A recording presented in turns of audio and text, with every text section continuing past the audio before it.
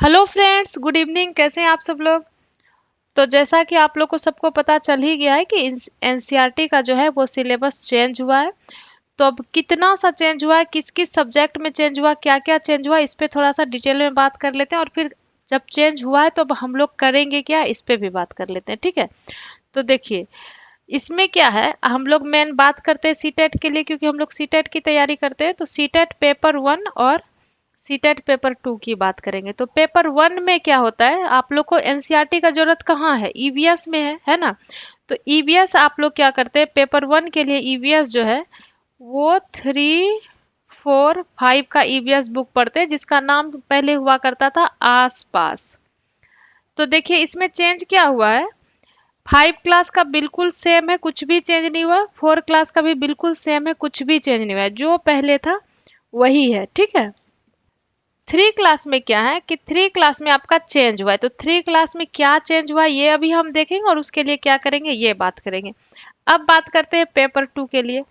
तो पेपर 2 जो पढ़ते हैं तो वो क्या करते हैं, वो मेन एसएसटी के लिए पढ़ते हैं एनसीईआरटी, है ना।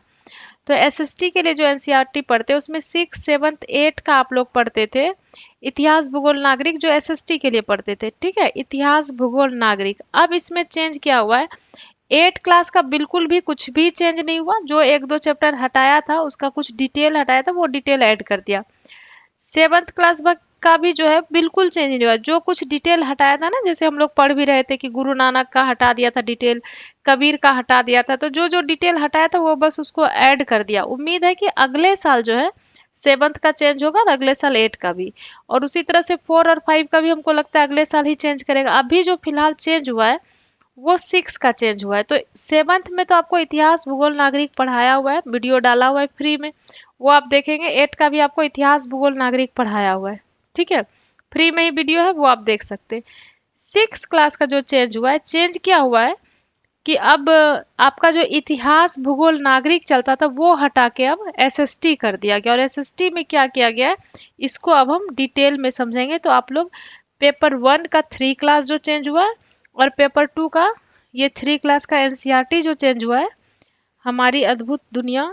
और ये जो 6 क्लास का चेंज हुआ जिसका नाम अब एसएसटी हो गया है, तो इस पे अभी देखते हैं क्या क्या चेंज हुआ और हम लोग क्या क्या करेंगे उस पे।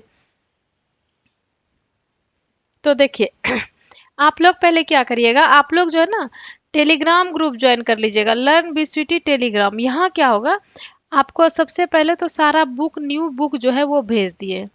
तो टोटल आपको न्यू बुक भेजा हुआ है, वो बुक आप पहले यहाँ पर से ले लीजिएगा। उसके बाद आपको क्या करना, उसके बाद आप जो है ना ऐप इंस्टॉल करिएगा, लर्न बीस्वीटी ऐप इंस्टॉल कर लीजिएगा। ऐप पर भी आपको सारा न्यू बुक भेज दिए, वो आप यहाँ से ले लीजिएगा। ठीक है।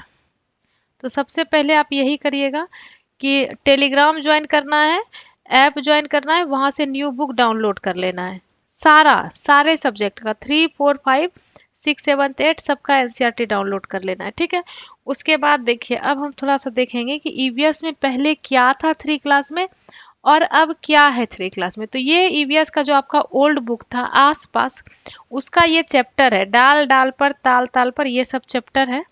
ठीक है। ये तो आप ये देखिए कि पहले जो है 24 चैप्टर था। अगर 3 क्लास का आप बुक देखेंगे तो पहले 24 चैप्टर आपको पढ़ना होता था। तो एक तरह से सिलेबस आपका घटा ही दिया है। अब जो है आपको 12 चैप्टर पढ़ना है। तो ये आपका 12 चैप्टर है, और ये आपको भेज दिए हैं, इस पे टेलीग्राम पे भेज दिए, ऐप पर भी अपलोड कर दिए। तो अब ये 12 चैप्टर आपको पढ़ना है 3 क्लास में। तो हम आप लोग के लिए सोच के रखें कि ये जो 12 चैप्टर है ये आपको यूट्यूब पर फ्री में बहुत जल्द शुरू करेंगे पढ़ाना। ठीक है। अब ये आप देखिए, इतिहास भूगोल नागरिक सबका पहले अलग अलग किताब चलता था 6 क्लास में। तो ये 10 चैप्टर जो है आपको 6 क्लास हिस्ट्री में पढ़ना पड़ता था। ठीक है। और ये आपको 8 चैप्टर जो है ये पॉलिटी में पढ़ना पड़ता था। और ये 6 चैप्टर आपको ज्योग्राफी बोलिए, भूगोल बोलिए, इसमें पढ़ना पड़ता था। तो इस तीनों के बदले में जो है आपको बस अब इतना ही पढ़ना है, क्योंकि अब एसएसटी जो है ना, इतिहास भूगोल नागरिक सबको मिला करके एसएसटी बना दिया गया। तो अब जो आपको पढ़ना है, तो ये देख लीजिए आपको क्या पढ़ना है। इसमें अगर भूगोल का हम बात करते हैं तो ये 3 चीज आपको पढ़ना है। पृथ्वी पर स्थानों की स्थिति, तो उसमें भी हम लोग पढ़ते थे, अक्षांश देशांतर हम लोग का पढ़ा हुआ है। महासागर महाद्वीप ये भी उसमें हम लोग का पढ़ा हुआ है। और स्थल रूप जीवन ये भी पढ़ा हुआ है। बस क्या किया है, इसमें थोड़ा सा डिटेल एक्स्ट्रा में ऐड किया है, लेकिन हम लोग पूरा पढ़ेंगे फिर से, ठीक है। अब इतिहास में देखिए क्या क्या है। इतिहास की समय रेखा एवं उसके स्रोत ये भी हम लोग पढ़े हैं। इंडिया अर्थात भारत, तो भारत का नाम भारत कैसे पड़ा, ये जो हम लोग 6 क्लास में पढ़े थे, तो बहुत शॉर्ट में पढ़े थे, याद होगा अगर जो लोग मेरे साथ पढ़े होंगे। अब इसी को थोड़ा डिटेल में बताया गया है, ठीक है। और भारतीय सभ्यता का प्रारंभ में जो है शुरुआत से लेकर के सिंधु घाटी सभ्यता से लेकर के हम लोग पढ़े ही थे, लेकिन उसमें क्या था कि सिंधु घाटी सभ्यता को बहुत मतलब शॉर्ट में दिया हुआ था, उतना डिटेल में नहीं दिया था। जबकि एग्जाम अगर आप कोई भी कंपटीशन का देते थे तो उसमें काफी डिटेल में पूछा जाता था, जिसके लिए हम लोग को 11th-12th का बुक पढ़ना पड़ता था। तो अब वो डिटेल इसी में आपको ऐड कर दिया। सिंधु घाटी सभ्यता जो है वो पूरा अच्छे से डिटेल में दिया है। सारा बुक आप लोग के लिए हम पहले देख लिए हैं क्या क्या दिया, और हमको बहुत अच्छा लगा। अगर आप लोग पढ़ेंगे ना, पहले जो एनसीईआरटी का बुक था तो उसमें क्या था कि अगर आप पढ़ेंगे और आपको हिस्ट्री पहले से पता नहीं है तो आपको नहीं समझ में आएगा। आपको लगेगा कि कोई टीचर समझा दे कि हिस्ट्री है क्या चीज, उसके बाद हमको ये चैप्टर पढ़े। लेकिन अब इतने अच्छे से डिटेल में दिया है कि अगर आप खुद से भी पढ़ेंगे तो आपको समझ में आएगा। तो बुक काफी अच्छा बनाया है, हम देख लिए पहले आप लोग के लिए, फिर वीडियो बना रहे हैं। और ये देख लीजिए, ये आपको हमारी सांस्कृतिक विरासत एवं ज्ञान परंपराएं, भारत की सांस्कृतिक जड़ें और विविधता में एकता, परिवार समुदाय। और ये आपका देखिए पहले भी हम लोग पढ़े थे, सरकार चैप्टर पढ़े थे, स्थानीय सरकार पढ़े थे, याद अगर होगा जो लोग मेरे साथ पढ़े थे। ग्रामीण क्षेत्र में सरकार, नगर क्षेत्र में सरकार, ये सब हम लोग पहले भी पढ़े हैं। 3 लेवल का जो सरकार होता था वो पहले भी पढ़े, उसको और अच्छे से दिया है। जो चीज हम लोग पढ़ चुके हैं उसी को और अच्छे से इसमें दिया हुआ है, ठीक है। तो हम लोग इसको भी पढ़ेंगे, इसको भी हम लोग पढ़ेंगे। और ये कार्य का महत्व, हमारे आसपास की आर्थिक, तो ये मात्र 14 चैप्टर अब आपको पढ़ना है। जबकि इसी के लिए आपको देख लीजिए पहले कितना पढ़ना पड़ता था, ये 6, ठीक है, ये 8 और ये 10, 8 6 14 और 10 24 चैप्टर के बदले में अब आपको सिर्फ ये 14 चैप्टर पढ़ना है। तो ये तो हो गया आपको पढ़ना क्या है, जो चीज हम पहले पढ़े हैं उसी को और अच्छे से दिया है, बहुत अच्छे से, ताकि आप और अच्छे से चीजों को समझिए। तो ये तो हो गया सिलेबस का बात। अब हम बात करते हैं कि जब सिलेबस चेंज होता है तो हमारे एग्जाम पे असर क्या होता है।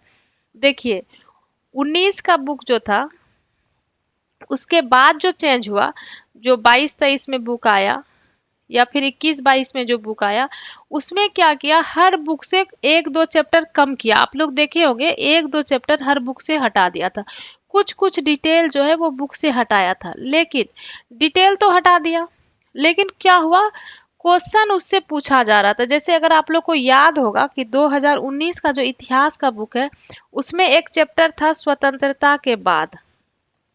आप लोग जो भी मेरे साथ जुड़े हैं उनको याद होगा कि उसमें एक चैप्टर था स्वतंत्रता के बाद। इसको हटा दिया, इस चैप्टर को हटा दिया जब 21-22 और 22-23 में बुक आया, या फिर 23-24 में भी जो बुक आया उसमें इसको हटा दिया।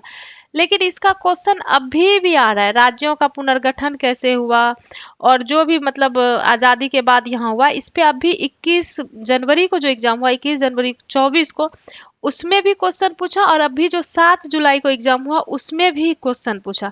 तो मेरे कहने का मतलब ये है कि जो चीज सिलेबस से हटा भी दिया जाता है ना, क्योंकि ये मेरे आंख के सामने देखा हुआ है और सबूत के साथ आप लोग को बता रहे हैं कि जो चीज सिलेबस से हटा भी देता है, उससे भी 3 साल हो गया हटाने से, 4 साल, अभी तक एग्जाम में उससे क्वेश्चन पूछा जा रहा है।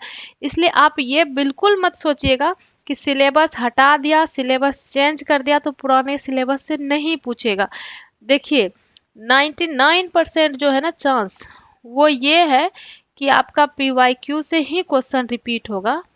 1% चांस ये है कि इस PYQ में 1 या 2 क्वेश्चन, 1 या 2 डिटेल जो है वो आपके नए, इससे जो नया आया है इससे ऐड करेगा। क्योंकि एग्जामिनर क्या करता है, PYQ से क्वेश्चन PYQ से उठाता है, उसको डाल देता है। आप ये देखिए ना, स्वतंत्रता के बाद चैप्टर हटाने से 4 साल हो गया, 19 में था उसके बाद हट गया, लेकिन अभी तक अगस्त 23 में इससे क्वेश्चन पूछा, जनवरी 24 में पूछा, जुलाई 24 में पूछा। और ये तो एक चैप्टर का बात बता रहा है, ऐसा बहुत सारा चैप्टर है, ज्योग्राफी में भी है, पॉलिटी में भी है, जिसको हटा दिया गया उस चीज को, लेकिन उससे पूछे जा रहा है, पूछे जा रहा है।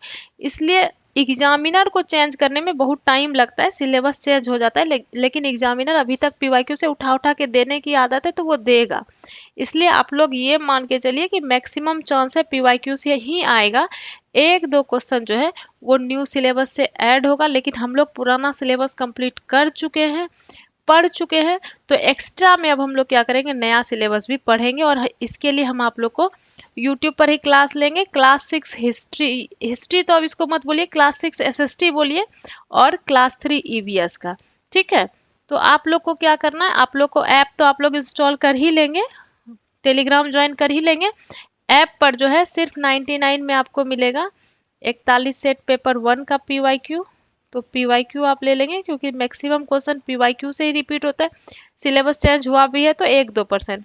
और 99 में ही जो है आपको 37 सेट पेपर 2 का, तो इसको भी आप पढ़ेंगे, क्योंकि प्रीवियस ईयर तो पढ़ना ही पढ़ना है, बहुत इंपॉर्टेंट है। और इतिहास, भूगोल, नागरिक, ये सब भी जो है एनसीईआरटी टेस्ट सिर्फ 99 में। ठीक है, तो आप इसके बाद क्या करेंगे, आप चैनल को सब्सक्राइब कर लेंगे, ताकि जब हम आपके साथ क्लास 6 का एसएसटी और क्लास 3 का ईवीएस कराएंगे तो आप हमसे जुड़े रहेंगे। ये आपको फ्री में होगा यूट्यूब पर। ठीक है, चलिए, तो अब आपको समझ में आ गया होगा क्या चेंज हुआ और कैसे करना है, क्या करना है। तो आप लोग अभी से तैयारी में लग जाइए। और सब कुछ अच्छा ही किया है, सिलेबस पहले से और बेहतर कर दिया, चीज़ों को और अच्छे से समझा दिया। ठीक है, चलिए, ऑल द बेस्ट।